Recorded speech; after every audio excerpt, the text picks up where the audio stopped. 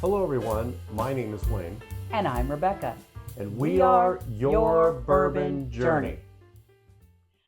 Welcome to episode 7 of Bourbon Trail Tales and Tastes, where we are revisiting Neely Family Distillery in Sparta, Kentucky. We first visited there on July 29th, 2022 to get our 7th stamp on the Kentucky Bourbon Trail. Wow, it seems like we've known them forever now, which is really funny. But it's, less than 3 years, which is interesting to me. What memories, Wayne, do you have of our very first visit to Neely Family? Well, I remember it was hot, and we left immediately after I got off work. We sped from where we live in Newburgh, Indiana, to Sparta, drove up the hill, and here we saw, the Speedway. There were all these guides to go to the Speedway. And if you follow the guides to go to the Speedway, you cannot miss Neely's Family Distillery. Absolutely. We pulled up, stopped, and it was hot. Another hot day. Well, it was July. It's true. You have to anticipate. We were shocked when we started the trail in April and it was that hot. But in July, I expect it to be pretty warm. Yeah. So yeah, we went into the distillery. It was really cool. They had this big old truck sitting outside. We took some pictures. And then we went in to check in for the tour. Mm-hmm. And they said, yeah, you're going to go back in this room over here. And it was a pretty good sized group. There were probably 10, 15 people in the group. And we sat down. The first thing they did was have us watch a movie about their history. What did you think about that? As we watched the movie, we realized that there was a big turf war in the area at one point, and Royce's family won. And it's an interesting movie. If you go there, you need to watch it. And it was an eye-opener because, it was reality back in the day. Yeah. When you're dealing with moonshine and stuff like that, that's probably your family income. Absolutely. And a lot went behind it. But anyway, I seriously, I felt comfortable. Yeah, and on the way after that movie, they showed us this whole wall, which you could just stand along that wall and just look the family photos. Mm-hmm. And there's a timeline of their, historic family history and their time in moonshining to today, being legal at doing this and doing it very, very well, I might add. So once we finished that part, then it was time for the actual distillery tour. It's not a huge distillery. They're doing, in a small area, they're putting out some great juice. Obviously, mm-hmm. We fell in love with them that day. But they triple pot distill, and so we got to see their stills. I do believe that was the first day we met their cat, Thumper. Yes. He likes to hang out in the distillery itself. So we heard all about their process, how they do things. They are a sweet mash. Mm-hmm. So everything is sweet mash, which means they start fresh every time, and then they do the triple pot distilled, much like the Irish whiskey process being mm-hmm. triple pot distilled. And then we went out to the Rick House. Do you remember much about the Rick House? It was hot. You need to have a new lane, something besides being hot. Well, it was a lot smaller than what we had previously seen in a couple of the places, but they're making probably about 4 to 5 barrels a day. So you don't expect to have like 30 rick houses or whatever that are 8 stories tall that have 55,000 barrels or whatever the breakdown is. But it was a really cool setup because everything was right there. Really, really liked it, and I was very impressed. And at that point, I really wanted to get inside, not because of the heat, but I really wanted to try what they make. Yeah, and I thought it was also interesting from the barrel perspective was that they don't just use the 53-gallon barrels, and you had a variety. There were certain areas where they had their 25-gallon barrels, and another area where they had the 30-gallon barrels. They, of course, do have the 53-gallon barrels as well, but I mentioned that because the bottles we're going to talk about in a few minutes really were from that. Yes. But yeah, then we went inside and we had our tasting, which is probably the most elaborate tasting I recall still at this point, mm-hmm. as far as the quantity. I don't remember how many little cups we got. They were like little communion cups, but there might have been 7 or 8 of them. And then you had to pick. They would come around and say, you knew they were going to have some bourbons and a rye, because they have a sweet thumped rye. And so we were kind of saving cups to make sure we had enough to try their rye bourbon and their wheated bourbon as well as their rye.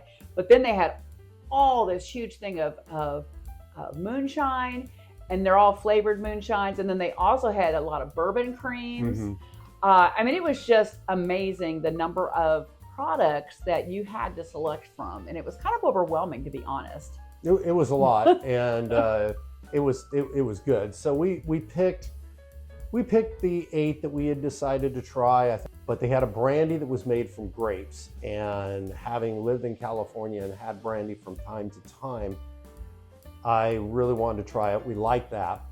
We tried the absinthe, and that was a struggle for me because I'm not a fan of the black licorice. I never have been, but it's really, really good stuff, and they're the kings of that. They're the kings of absinthe. Literally. Literally. They are the only platinum award-winning absinthe people in the world. Yeah. So after the tasting, we walked out to the gift shop, and we picked up one bottle here off the shelf, and then they had an opportunity where you could bottle your own. And so this very young redhead walked up and was very kind. I was thinking, this is really a really nice worker, very friendly, very kind. And she came up and helped me with the labeling and made sure that I bottled it correctly. Well, it was Rebecca Neely. Didn't realize that at the time. She, here she is, part owner in the business. She's a really good taster, has excellent palate. But you would not. She's just friendly as could be, just fantastic. And now I've oozed enough and I'm oogled enough on that. But anyway, so she. I'm going to get a little jealous here. Well, you got to remember his other Rebecca here. Well, there's something about the name Rebecca. That's why Royce liked her. And that anyway. So she helped me bottle the second bottle we're going to try. So we proceeded to make our purchases, and we went ahead, hopped in the car, and took off. Yeah, headed up to Cincinnati area for our ball game that was going to be on Saturday. And then you'll hear more in the next couple of weeks about the other distilleries we visited on Sunday.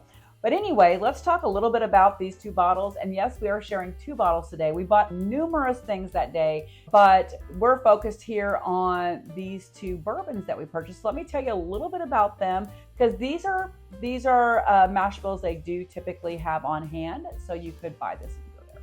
So the first one here, which is now the empty bottle, because yes, what's in our glass is what is left of this.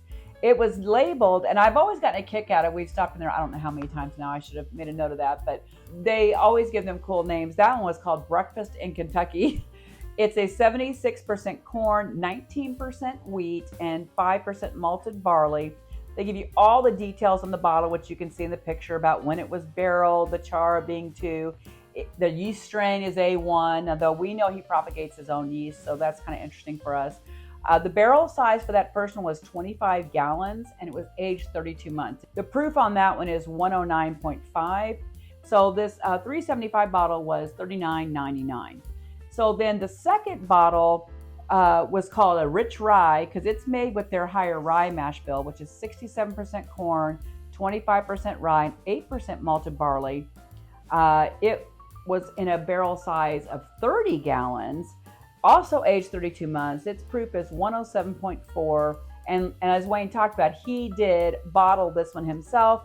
And like the other one, it was also $39.99.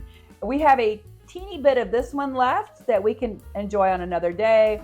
But as I noted, this will be the end of this bottle, but we might drain that little bit out when we're done hanging it in the glass. So we're pretty excited with 2.5 years, and we are just now finishing off this 375, not because we don't like it, but we have so many of their bottles open, and we were kind of saving it. And it was also, you hung around and asked for, I think Royce was in a meeting that day. He was in a business meeting. And you asked to get bottles signed, and the person that had been helping us went back and interrupted the meeting and got the bottles signed for us. That was pretty special. Yeah, I thought, man, that's really cool. It's like, I don't know what this Royce guy looks like or whatever, but I thought it was really neat that in the middle of a business meeting that he took a couple minutes of his time to sign this bottle. And that honestly is, for myself, one of the reasons why I really fell in love with this place. The second is what we're about ready to taste. For myself, this is probably the bourbon that turned me into a bourbon lover. Well, let's go ahead and take a look at the wheated one, which It's called Breakfast in Kentucky. It's got a lovely color. Again, 32 months, but you can see that this has like a medium amber to it because it was in a 25-gallon barrel. So it does, each part of the liquid does touch a lot of barrel percentage-wise. It's got some nice legs forming on it. I like the looks of this. Oh, I do too. It's just lovely. Let's see what the smell is. Oh, I get that corn right away. The corn, and then the wheat's coming through with those sweet notes and bread-like notes. A light spice. It's very, very light because, again, this is the wheated one, not the rye one. Yeah, it's corn and wheat, corn and wheat, corn and wheat, corn and wheat, corn and wheat. It smells delectable. Let's taste it. Cheers. Because we're going to be killing this bottle today. Royce and Rebecca, cheers.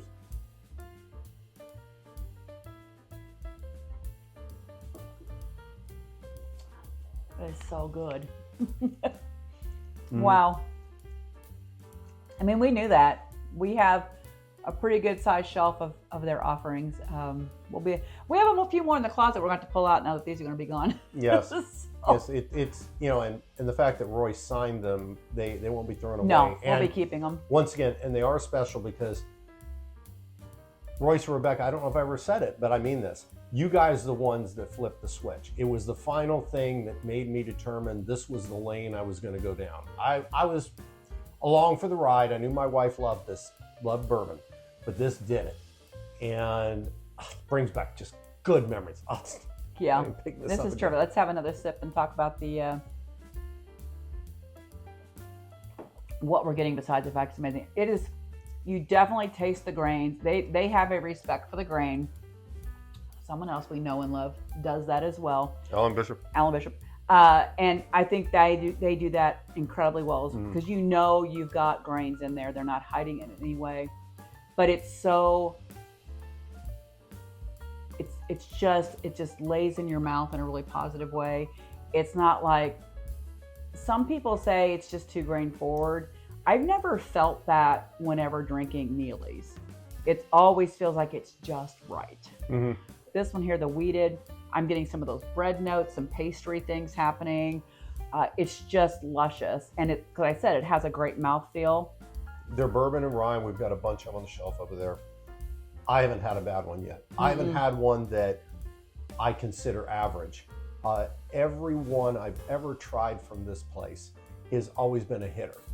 The Tony Gwynn of bourbon to me. I just really love it. And I'm sorry if I sound sycophantic about it. I have a lot of emotional pull toward this place and the people. And we finally got to meet Royce's parents recently at the last Bourbon Festival, so that was really special too. You meeting them, you can understand why Royce is the way he is, and that's a good thing. I mean, they raised him right. Good man, and he married a good woman.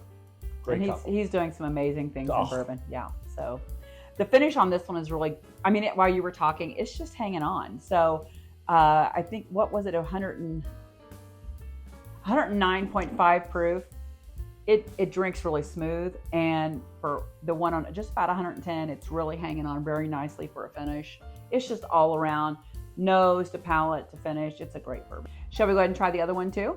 Absolutely. So this one again has the rye mash bill.